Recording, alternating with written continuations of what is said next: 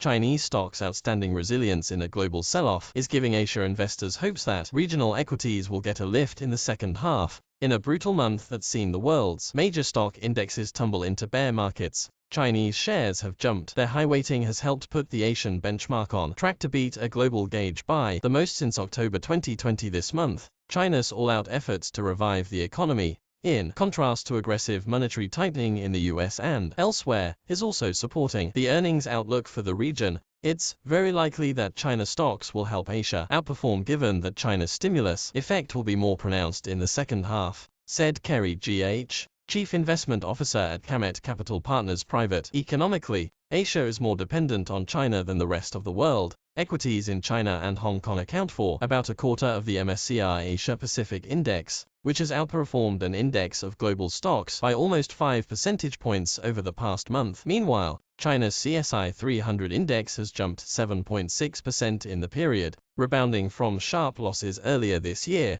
Driving gains in China are loose monetary policy, a partial lifting of virus curbs and bets that the era of tech crackdowns is over. Even with COVID headwinds, a majority of analysts still expect China's economy to grow more than 4% this year, versus 2.6% for the US, which will offer tailwinds to Asia where most countries list China as their largest trade partner. To be sure, Asia can't be completely immune to a slowdown in the world's largest economy. Goldman Sachs Group Inc. strategist said positive returns for Asia may be difficult if the US equity market remains under pressure, while adding that the case of Asian outperformance remains strong. The US is at the epicenter of monetary tightening, but China, Asia's largest market, is in a different point in its cycle and is currently easing policy. Strategists including Tim Moe wrote in a note earlier this month. An analysis by Societe Generale SAR strategists also showed that during 11 bear markets of the SP 500 since 1987,